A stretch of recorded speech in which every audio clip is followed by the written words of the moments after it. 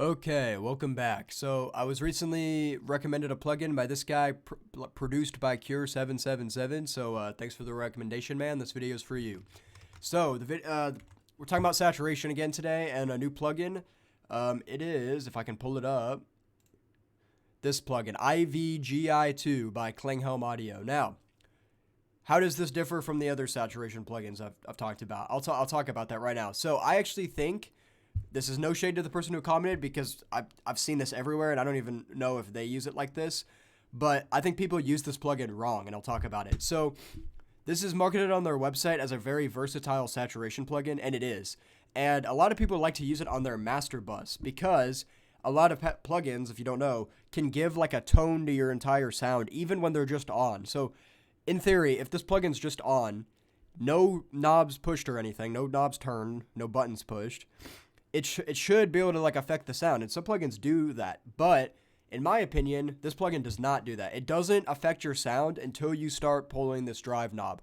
Let me prove it. So, got just a sine wave here. I'm gonna turn that off. So yeah, this is bypassed right now. This is just what a sine wave looks like. You know that. And if you remember how saturation works, is it adds extra harmonics into your sound. So, in theory, if we turn this on, we should start seeing little harmonics here, and that's what gives it like its warmth, crunchiness, whatever you want to do. Like, that's why saturation is used, because it makes sounds more present by adding extra harmonics. Okay, so let's turn this on, and there is that little harmonic here, but it's because I moved the drive already. But look, when the drive's at 0, there's nothing there. I'm going to turn it on and off. So, oh, jump scare. So, at least in my opinion, it's not really adding a tone to your sound when it's all the way down here, because all it's doing is look at that one harmonic right there. It's just making it a little bit louder without gain matching. So, in my opinion, the reason why you shouldn't just drop this on your master bus and forget about it is because technically all that would be doing is just making it a little bit louder. And the reason why that would sound better to us is because our brains like louder things. So it'd be really hard to tell what the plugin's actually doing if you just plop it on there. So what I would recommend actually doing is drive it a little bit. Just a little bit. It's off. You can't tell what that's doing. There you go. See, now it's starting to add those harmonics. Now it's actually affecting your sound, as opposed to just making it louder. And then if we use this meter up here, if we go to output, the VU mode is just like, is this reacting to the in or outcoming signal? If we go to output, you can see, okay, it is making our sound just louder, which you can hear. So if we turn the out, I'm gonna move this because it's pissing me off. If we move the output down, we'll be able to see that now it's making it quieter. So yeah, that's the input signal. The output signal, that should be just about gain matched now.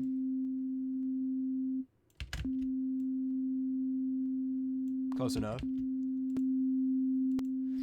Now it sounds a lot quieter to me, but that's just kind of how this drive knob works. Now, what do these other buttons do? I'm going to switch over to this. So we have it on. So, with this bypass, this is just a guitar I randomly made. And now on. Sounds very crunchy. So that's kind of what this saturation is used for when we try to abuse it a little bit. And not just put it on the master bus, which again works, just make sure you know why you're doing it. So let's go through the rest of these. So trim, this is the incoming signal. So if we want to just turn down the signal coming into it and affect the drive less, that's what we'll do. If we want to affect the drive more, that's how we do it. It's just kind of turning up the incoming signal. X-Talk is kind of a weird one. So it's crosstalk actually, technically.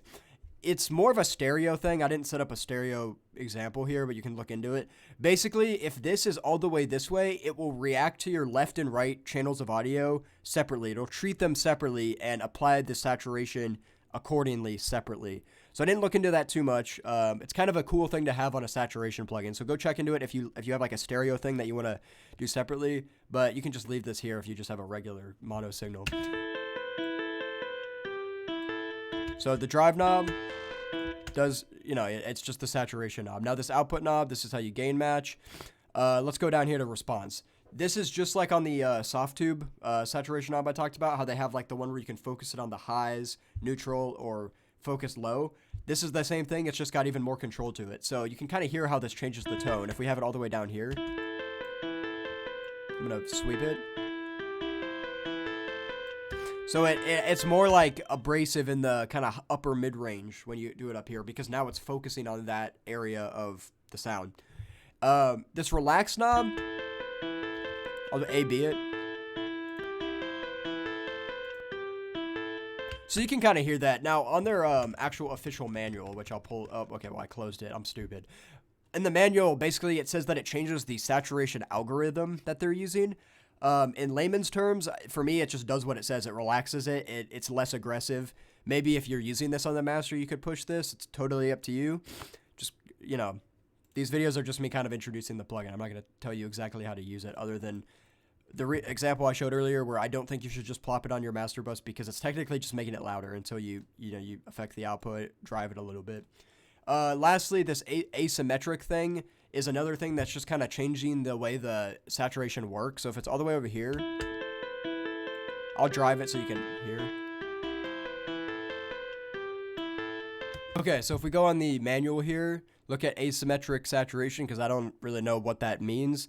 It says that when it's at 0, symmetric saturation, strong compressing character, and then it's asymmetric. So I'm guessing what this knob does, and you can play around with it, is when it's all the way at 0, it's affecting the entire signal equally. And then when it's at 10, it's kind of applying it in a different way. It says more transparent character. So, go look into that. Honestly, I don't feel like I can talk about that more, because I haven't played around this plugin too much. But overall, I think it's a good saturation plugin. Thanks for recommending it. I'd recommend it if you want to make guitars crunchy. Maybe put it on your drum bus and just do it a bit. And then if you're doing it on the master thing, just remember the thing I talked about. Make sure you're output gaining and crank the drive a little bit, because when it's down here, this is not a saturation plugin. Based on what I've seen, that just adds harmonics automatically. So yeah, thanks for watching. Take it easy.